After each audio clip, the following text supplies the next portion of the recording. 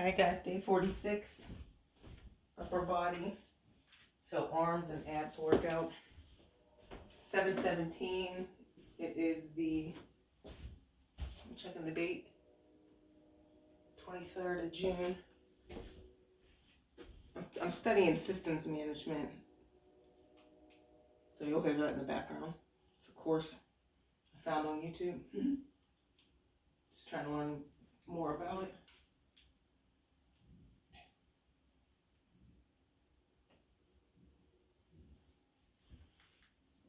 Still sore from the other day.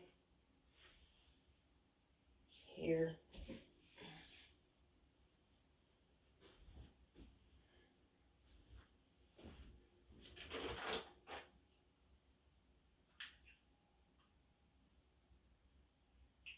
Let's go. What's going on here? Universal protection. Right. Sorry for the delay. Scientists have been working on for more than 60 years. That's why Raid brands protect more people from pests in more places. Raid, protection for everyone. FC Johnson.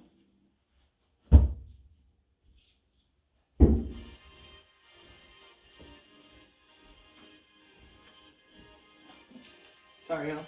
Fast forward through this.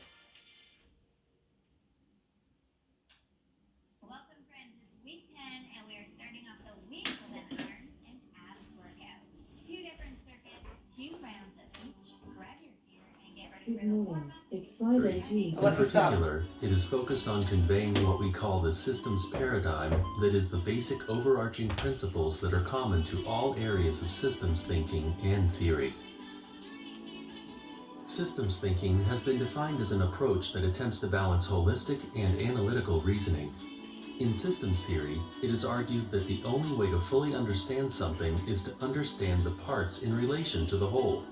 Systems thinking concerns an understanding of a system by examining the linkages and interactions between the elements that compose the entire system. By taking the overall system as well as its parts into account, this paradigm offers us fresh insight that is not accessible through the more traditional reductionist approach. This course explores the foundations to systems theory, the process of reasoning called synthesis, and its counterpart, analysis. The central theme throughout the course will be on understanding these 2 basic processes of reasoning and how they relate to each other, thus enabling the student to become more effective in their reasoning and modeling. In the first section of the course, we start off by taking an overview to the systems paradigm. We will talk about how systems thinking helps us to gain an awareness to our processes of reasoning, their assumptions, strengths, and limitations. We will try to understand what paradigms in general are before going on to talk about theories and the development of formal models. In the second section, we explore the 2 basic approaches of holism and reductionism and their counterparts, synthesis and analysis, which are the 2 processes of reasoning that form the foundations of systems thinking. In this section, we give a clear distinction between the 2 different approaches, how they interrelate, and the consequences of using each approach. The third section covers the theme of nonlinear causality, a recurring theme across all of the systems science.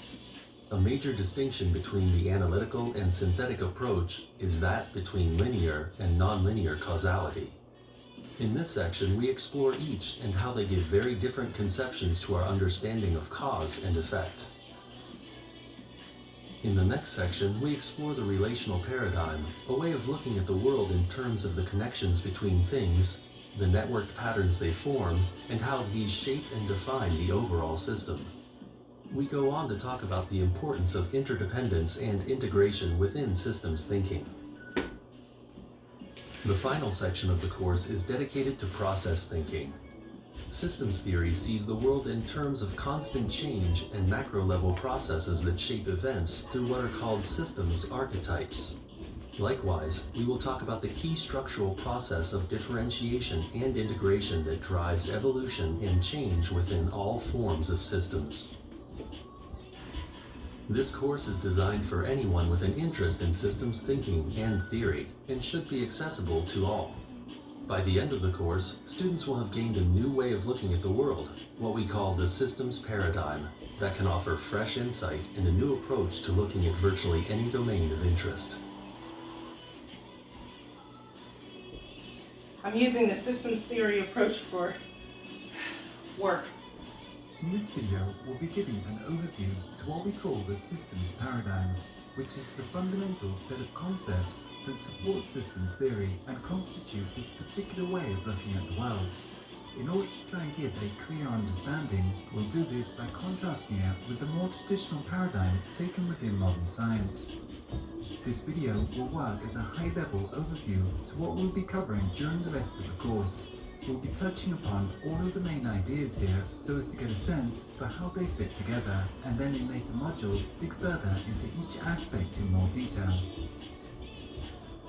A paradigm is a model, perspective, or set of ideas that form a worldview underlining the theories and methodology of a particular domain. The systems paradigm is then a coherent set of basic concepts and axioms that form the worldview or perspective underlining systems theory and thinking. All reasoning and scientific inquiry rests upon a set of assumptions or answers to fundamental philosophical questions.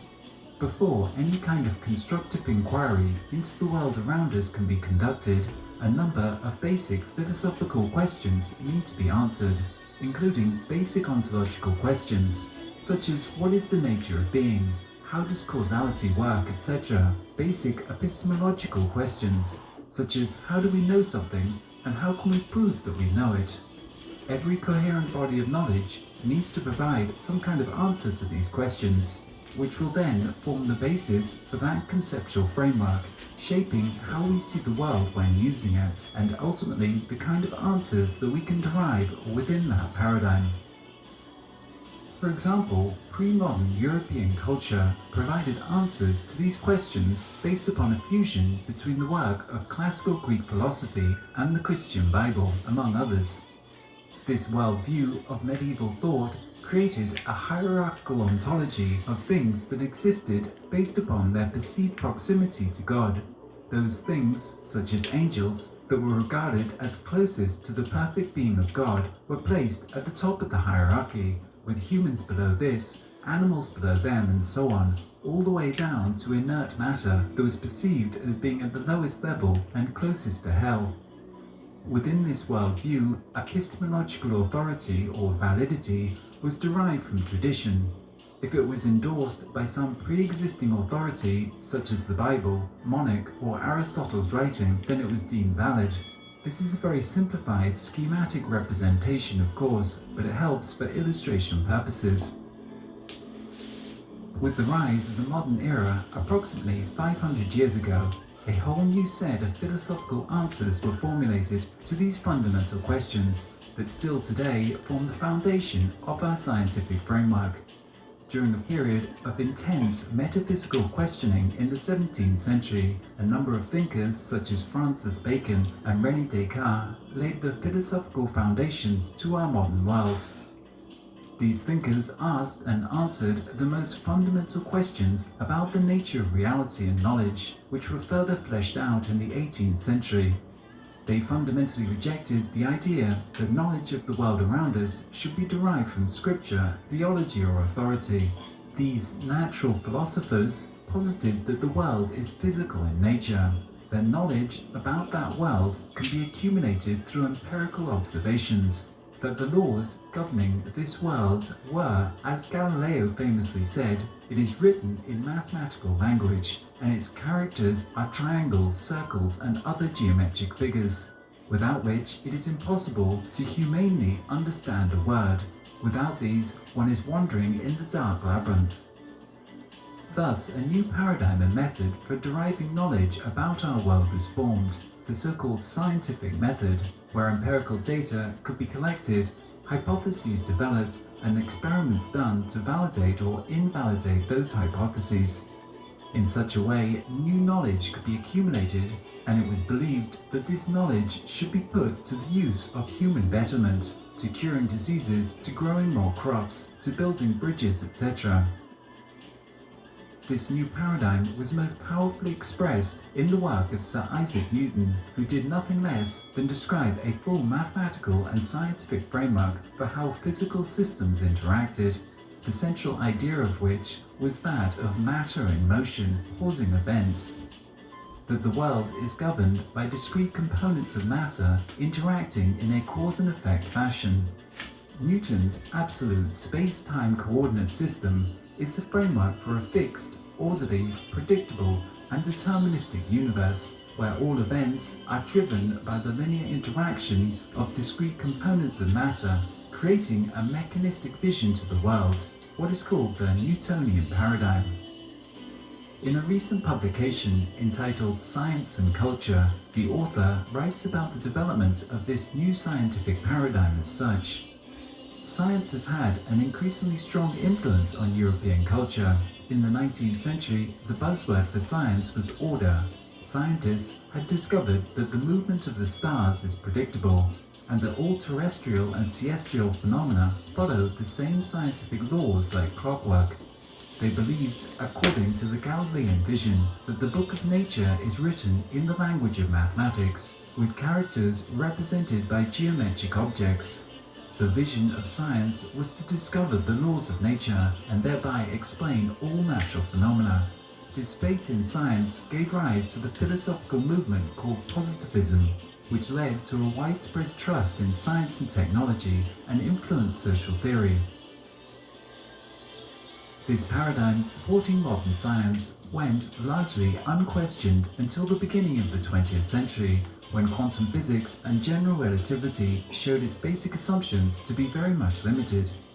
By the start of the second half of the century, a new paradigm was gradually being formulated. This new paradigm we can call the systems paradigm, and it has a number of central concepts or axioms to it that work to counterbalance the traditional assumptions inherent within the Newtonian paradigm. The traditional paradigm of the modern era has posited a strong dichotomy between the subjective and objective, since before René Descartes' formulation of a philosophy based upon a mind and body dichotomy. Modern science has been strongly focused on the objective material world. Questions concerning the subjective dimension of the observer have been largely excluded in favor of a quantitative analysis of objective material components and linear interactions. This has resulted from the beginning in a strong divide between science and more subjective interpretations of the world, such as religion or many forms of philosophy. The systems paradigm breaks down this barrier, positing that the subjective dimension of the individual interpreter should be of equal importance to our understanding of the world. Systems thinking sees any knowledge of the world as a product of an interaction between the conceptual system used by the individual or community and the objective phenomena being observed. Thus, to gain a fuller understanding of the world, one must both question and develop the subjective framework being used as well as what's being studied. To do this, it is important that the assumptions, paradigm, and model used within an inquiry are made fully explicit so that everyone can examine the assumptions and bias that may distort the process. Systems thinking places great emphasis on recognizing and asking, how do I see the world? How do other people see the world? How do those models and assumptions that we all hold shape and create our interactions and the world around us? One of the central tenets of systems thinking can be summed up in the simple statement, we've met the enemy and he is us. That is to say, a recognition that how we see the world creates how we act in the world, which creates the world around us, which then feeds back to present us with challenges, all of which are the product of our subjective interpretation. Thus, for systems thinking, there needs to be a balanced emphasis on the subjective models and assumptions as on the objective inquiry that we're engaged in.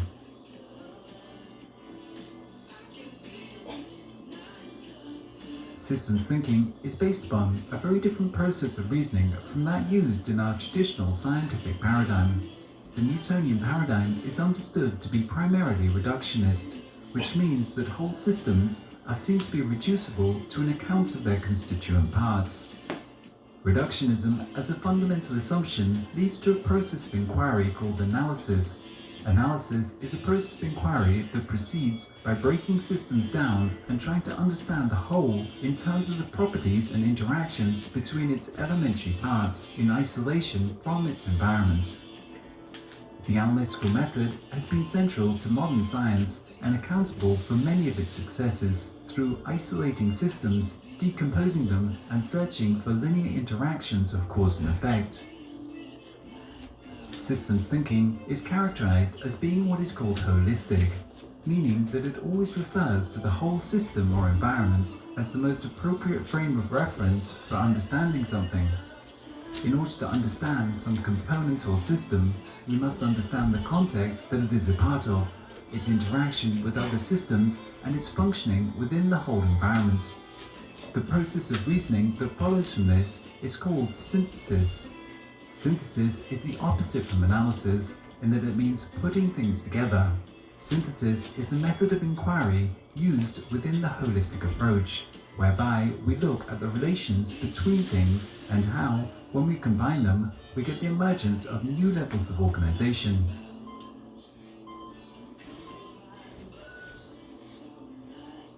A central part of the analytical paradigm is the idea of linear causality. The primary endeavor of modern science has largely been to control for external variables, to isolate one or two input variables that are thought to cause some effect within the system. These cause and effect relations are encoded in equations and thought to describe how the system behaves. The central aim of the analytical paradigm is to ignore weaker influences from the environment and develop a model that is based on what are considered to be key observations, which are the primary driving variables causing change within the system state. Linear causality follows a sequential order where a direct link between cause and effect can be drawn, with there being a clear beginning and a clear end in time. Effects can then be traced back to one or a limited number of causes. This paradigm is extended to general reasoning when people see events as a product of some linear interaction from A to B to C, etc. Systems thinking, in contrary, is focused on non-linear causality, where multiple factors affect an outcome as they work together synergistically in a networked fashion to generate a combined result that is greater or less than the sum of their effects in isolation. A central idea here is that of emergence. With emergence, an event may not have any direct cause. Instead, within the systems paradigm, many events are seen as in fact emergent phenomena, not caused by any one thing, but instead they emerge out of the interaction between many things interacting in a horizontal, parallel, or networked fashion to generate the emergent outcome. Equally, systems thinking looks for circular or mutual causality, how two things affect each other, and how every effect feeds back to its source over time.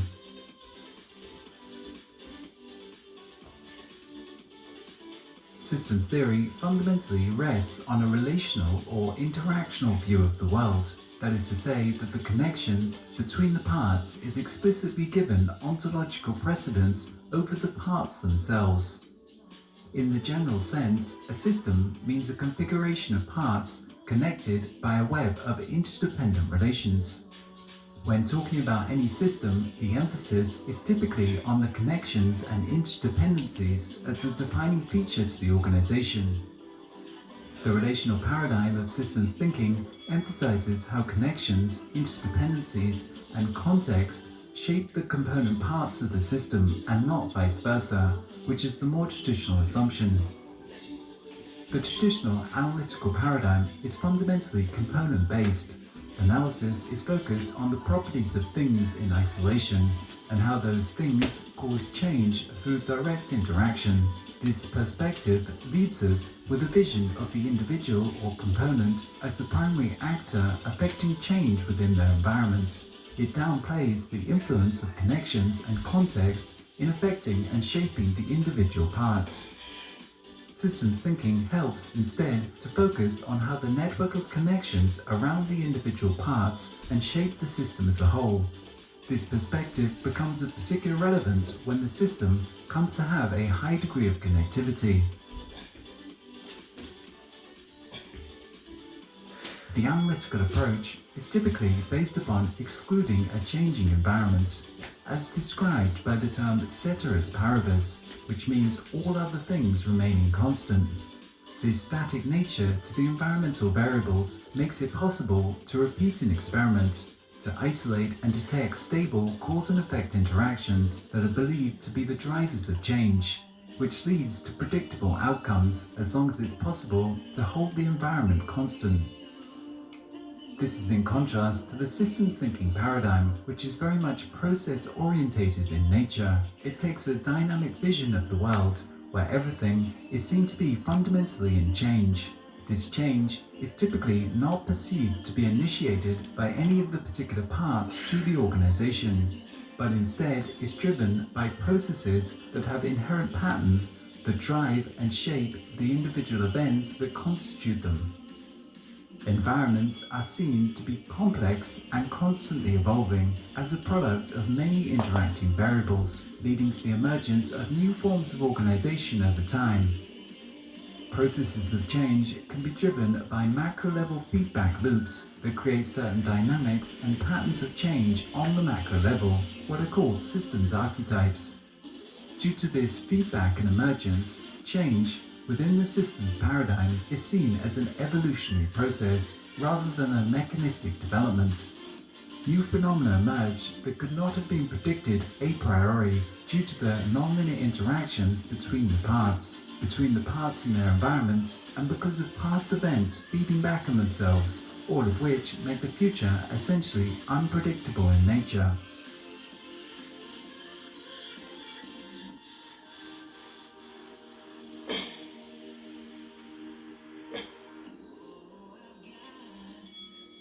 Systems thinking, in its most general sense, is a way of seeing the world. Before anything, it places great emphasis on the question of how do we see the world, that is to say, our subjective interpretation of events.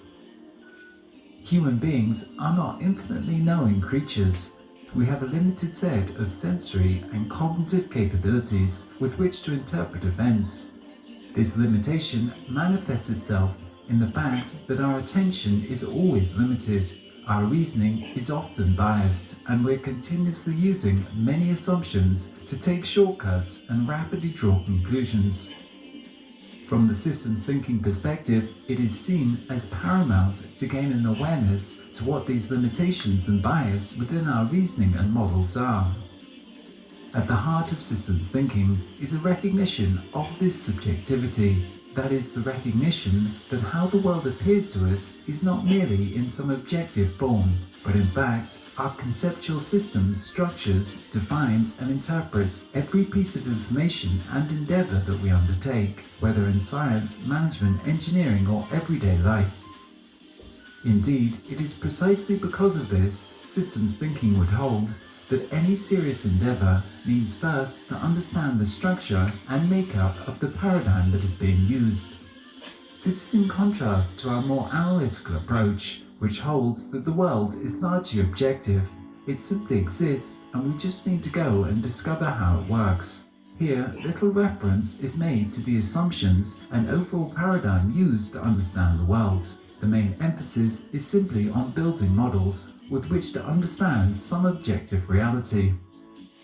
Systems thinking would put forth the idea that the subjective dimension of how we interpret events is just as important as objective inquiry. That if we do not understand our subjective processes of reasoning, we have no real way of knowing if they're truly valid or invalid.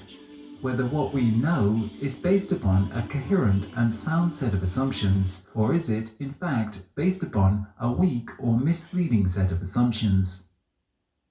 Systems thinking then puts a much stronger emphasis on self-awareness, where awareness is the ability to know directly, to perceive, to feel, or to be conscious of events, objects, thoughts, emotions, or sensory patterns. Awareness of one's way of seeing the world and the process through which we reason is seen as a prerequisite to effective cognitive capabilities.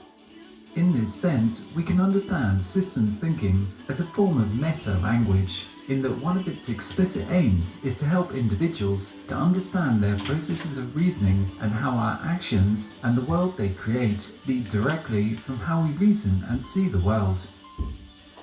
David Bohm, the famous 20th century physicist, talked about this as such.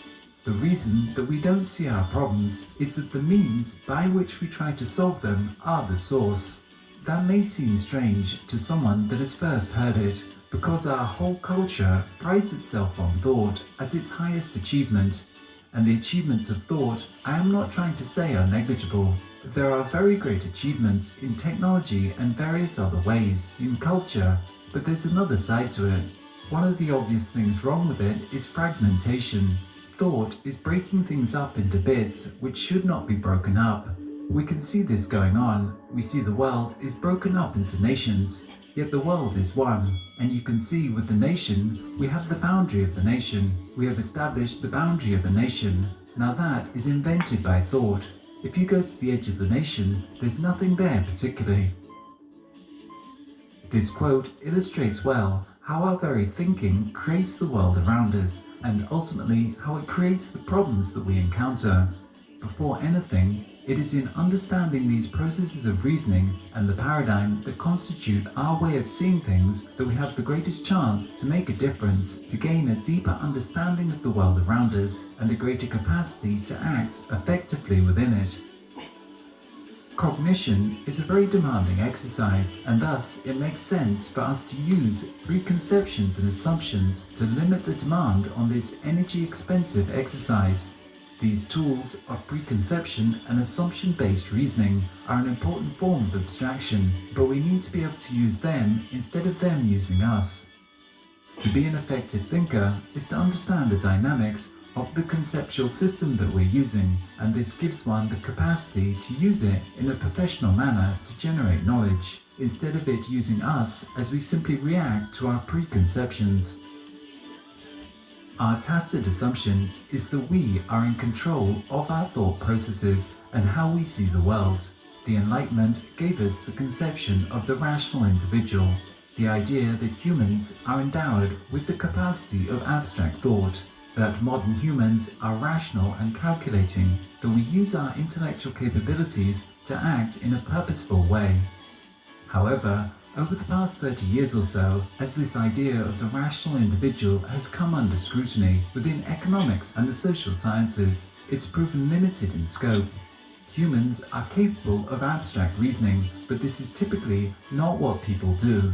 For most people, it is not particularly enjoyable, and often an over-demanding exercise. More often instead, we use all sorts of automatic inference processes based upon assumptions, so as not to have to reason. In this process, we are not active agents of our own thought, but instead are guided by assumptions. To be an effective thinker, one needs to hold an awareness to our set of assumptions, beliefs, and understand the paradigm that we're using. One needs to be aware of the assumptions that one is using and be able to adjust them when needed, to use concepts and processes of reasoning like a professional uses her tools, and not letting those tools use us, which is often the case. David Bohm again puts this well when he says, quote, "There is this feeling when we're thinking about something, it does nothing except inform you of the way things are, and then you choose to do something. That is the way people are talking, but the way you think determines the way you're going to do it. And then you don't notice, a result comes back, but you don't see it as a result of what you have done. Even less do you see it as a result of how you are thinking. Unless the thinking changes, it won't be correct. Unless we see the source of it, it will never change. We need some kind of awareness of what thought is doing. Let's put it that way, that seems clear, but which we don't have generally speaking." Systems thinking recognizes that it is, before anything, how we think that creates the world we live in. Thus, systems thinking is primarily concerned with the metacognitive skills that are required to understand, appraise, and use thinking effectively and constructively. So this is where we start with the systems thinking journey. It is to say, how do I see the world? what is my set of assumptions, beliefs and values, and then to go out into the world and notice how the way that you see the world affects how you act in the world. The way in which your worldview influences and decides what you're going to pay attention to, and also decides what you're not going to pay attention to, thus shaping our perception all day, every day.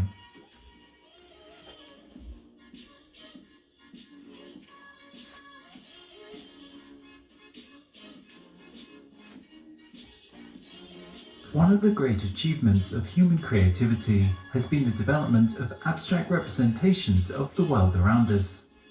Indeed, this capacity for abstract thought is a characteristic of modern humans, and it has much of its origins in the development of language as a way of symbolizing and communicating abstract concepts. This capacity for abstract modeling forms the foundations to our advanced civilization and has extended the human ability to much better understand the world, communicate that understanding between each other, and to collaborate around these shared models. A model is an abstract, typically compact, representation of some phenomena that enables us to conceptualize and communicate its basic structure and dynamics in a coherent form. A central characteristic of models and modeling of all kind is the use of abstraction, whereby various levels of detail are removed from the original empirical phenomena in order to create a compact schema or diagram of the system under consideration. Models help us organize and structure information, clarify our reasoning, communicate, solve problems, and predict future events. Abstraction is the process of considering something independent of its associated attributes.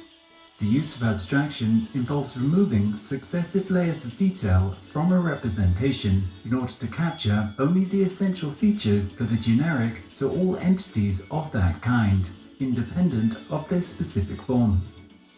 Abstraction involves the use of inductive reasoning, that is to say, identifying common attributes to a variety of instances of some entity, and the formation of a generic model that captures the fundamental aspects of it without reference to any specific instance or context. An algebraic equation, an architect's master plan of a building, or a non-figurative painting would be good examples of abstract representations. They all have in common the aim of capturing and communicating only the most essential features to the system they're representing by removing specific, concrete details of their form or function. All models are simplified representations of reality. Models require the compression of information or data to generate a simplified form. This simplification process is essential for grasping the whole of a system. Most systems in the real world are far too complex for us to grasp as a whole due to their many diverse parts, interactions and scale. In practice, we can typically only interact with and experience a small subset of a system. Abstraction helps us to synthesize our many experiences of some entity into a coherent impression of the whole. For example, one may have a model as to what a nation like Brazil is like, but one could only ever, in reality, interact with a very limited subset of that whole organization. Thus it is the model that actually enables us to in some way grasp the whole system, but only ever through the use of abstraction that creates a simplified representation of the actual real-world phenomena. A central part of modeling is the use of encapsulation. Encapsulation means to cover or surround something in order to show or express only the main idea or quality of it in a concise fashion. Encapsulation is a central part of modeling and designing systems in that it enables abstraction. Through encapsulation, the internal workings of any component part of a system can be concealed in order for it to reveal only the most essential properties and functionality required for its interaction with other components. In such a way, encapsulation abstracts away the internal details and complexity of a subsystem to enable the effective designing, functioning or vision of the whole system. Abstraction involves the induction of ideas or the synthesis of particular facts into one general theory about something. It is the opposite of reification, which means to make something real, bringing something into being, or the making of something concrete, whereas abstraction is designed to remove the specific. Reification involves the opposite process of specification, which is the analysis or breaking down of a general idea or abstraction into concrete, specific facts. For any abstraction to have real-world application, it must go through a process of reification and specification in which the detail of the abstraction is specified in order to create a real instance of that generic form. All of its real instances must have specific attributes. This process may also be called instantiation. The process of instantiation is one of taking an abstraction, giving it detailed form within some real context. This process involves specification, whereby the generic features of the abstract model must be given specific attributes in order to become a specific instance of that generic form and exist within some real-world context. For example, if you wanted to build a house, an abstract model designed to describe what a house in the abstract is would not work. You would need one that specified all of the details to your particular house, and your particular house would then be an instance of the generic class of all houses. The process of modeling through abstraction invariably requires that one makes certain assumptions and often approximations. For example, in their models, Newton assumed that mass is a universal constant, whereas Einstein considered mass as being a variable. A model only ever represents some subset of all possible phenomena, and thus has to make certain assumptions about other elements and systems outside of our focus of interest. Effective models make explicit the assumptions that they entail, the conditions under which those assumptions will hold, and the conditions under which they will not hold, and then will be prepared to relinquish the validity of the model under those applications outside of the scope entailed by its assumptions. For example, many of the models that management use in order to deliver their strategy or take a product to market are only applicable under relatively normal market conditions. Management strategy is typically only expected to account for events that are less than a few standard deviations from the norm. However, extreme events do happen, and in such circumstances, the management team would have to relinquish their model and recalibrate their strategy. Being aware of the assumptions or axioms that support a model is greatly advantageous, as it enables the user to know when to apply it and when not, and it equally offers the possibility of switching to other frameworks when required, and also the opportunity to stay working on those assumptions so as to improve them. The effectiveness of a model may be defined along a number of different parameters. For example, how solid are its foundations? That is to say, the assumptions that it's based upon. Are they truly self-evident assumptions, or are they contingent upon certain conditions that may not always hold? How well does the model allow us to grasp the whole system and identify its core attributes? Does it truly manage to synthesize all of the different perspectives on that system? How faithful is it to the empirical phenomena? Does it stand up to empirical testing? And moreover, can it predict future events? Models are often evaluated first and foremost by their capacity to match empirical data. Any model inconsistent with reproducing observations must be modified or rejected. A model should have the capacity to explain past observations and predict future observations within some context.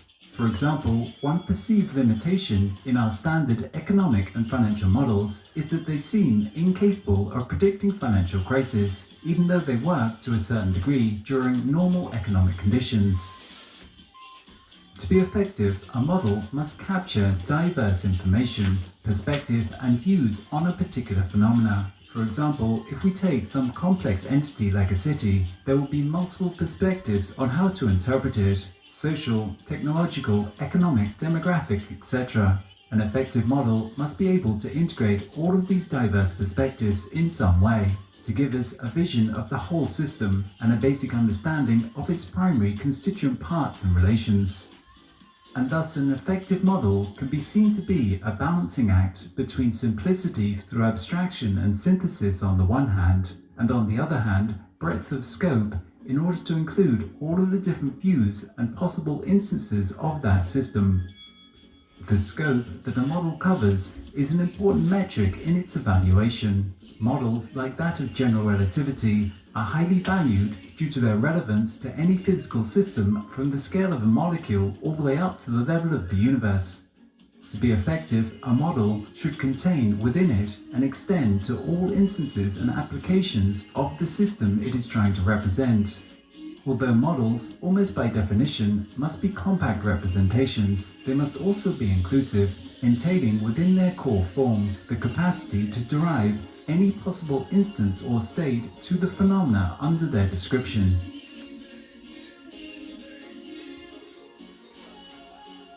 Models are powerful tools in that they enable us to conceptualize large systems that are beyond our immediate faculties, and they always do this by removing certain details. If the model is not built properly, that is to say, all relevant information is not represented in the model in a compact form, thus representing only a partial account as to how the world is. If we then use those models to operate in the world, the results may be, at best, only partially successful, and at worst, a potentially dangerous situation. In fact, we now have a term for these poorly built mathematical models. They're called weapons of math destruction. Abstract models constrain our perception. They contextualize, frame, and condition what we see and don't see. Models that are poorly built and do not include all relevant perspectives and information can blind us to what would otherwise be obvious information. In a very literal manner, models can remove one from one's senses in that they are conceptually based. If they are not adequately built, they can create nonsensical results. One good example of this will be models used in economics that try to describe human actors as rational agents. These models of the rational agent are constructed in a particular way so as to make human economic activity amenable to standard mathematical tools. In the everyday world, it is quite apparent that people do not always consider all actions in a rational fashion. We take many shortcuts, have personal bias, copy others, use heuristics, etc., none of which are rational. But none of this can be properly captured using our standard formal mathematical models, and thus it is excluded from standard economic theory. Of course, the world does not change simply because it does not fit into our modeling framework. Whenever there is a mismatch between a model and the empirical world, it is ultimately the model that has to give and break down at some stage. We may go on using limited models because that's all we have, but there will clearly be consequences for doing this. Thus, it is always desirable in modeling that we be explicit about the limitations of a model and work towards developing more robust models whose foundations are more solid, scope broader, or match more accurately empirical data. And only ever partially trust models, because they're always only partial representations of the world.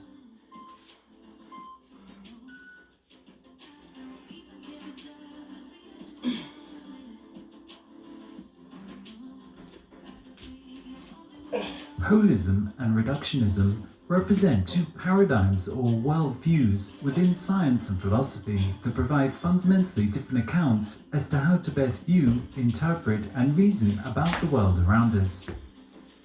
Reductionism places an emphasis on the constituent parts of a system, while holism places an emphasis on the whole system. While reductionism breaks an entity down so as to reason about the entire system with reference to its elementary parts, holism tries to understand something in reference to the whole system or environment that it's a part of. Reductionism is the practice of analyzing and describing a complex phenomena in terms of the elementary parts that exist on a simpler or more fundamental level. Reductionism attempts to create a unified description of the world through reducing it to a set of elementary components, from which any phenomena can be explained as some combination of these parts. The aim of reductionism is an explanation showing how higher-level features of a whole system arise from elementary components, and thus the higher-level features of a system can be largely ignored within an inquiry, allowing us to focus on the lower-level parts that constitute it. Reductionism implies an assumption that all higher level phenomena can be understood as some combination of lower level phenomena. For example, a reductionist approach to interpreting a biological entity like a cell might take such an entity to be reducible to collections of physiochemical elements like atoms and molecules. It would then focus on understanding these parts and how they combine to give the higher level functions and behavior of the whole cell, instead of focusing on those higher level features of the cell itself. Equally, a reductionist approach to cognition would attempt to reduce higher level cognitive phenomena such as awareness, emotions, and concepts to the basic biophysical building blocks of the brain, neurons and synapses. The theory of methodological individualism within the social sciences would be another example of a reductionist approach, in that it requires that causal accounts of social phenomena be explicable through how they result from the motives and actions of individual agents. The common theme among different reductionist positions consists, above all, of their emphasis that complex phenomena should be explained by statements about phenomena that are of a simpler, more basic nature.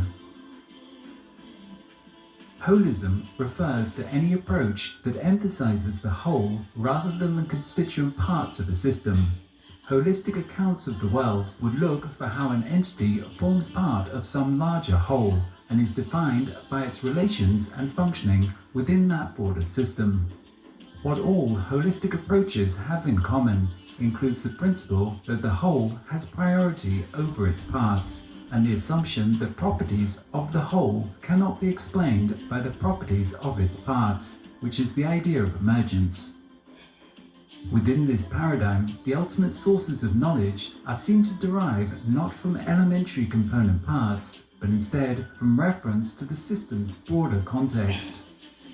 Given that something can only be properly understood within this context, to gain a fuller understanding of something requires gaining a greater understanding of the environment or context to that system.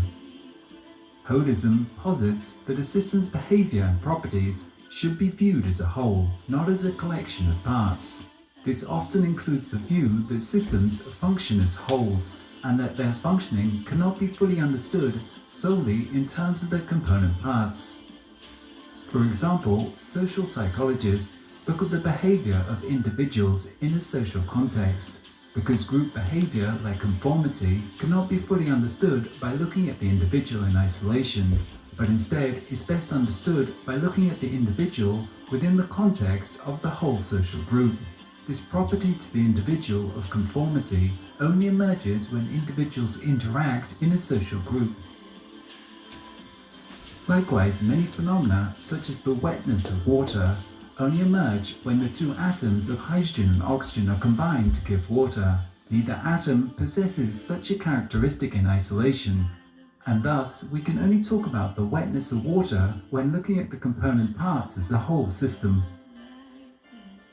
When contrasted, reductionism and holism lead to a number of fundamentally different perspectives on basic questions about causality, objectivity, structure, dynamics, etc. While holism puts forward a top-down view of causality and a dynamic, process-orientated view of the world that is subjective in nature, reductionism provides a more static, bottom-up and objective perspective.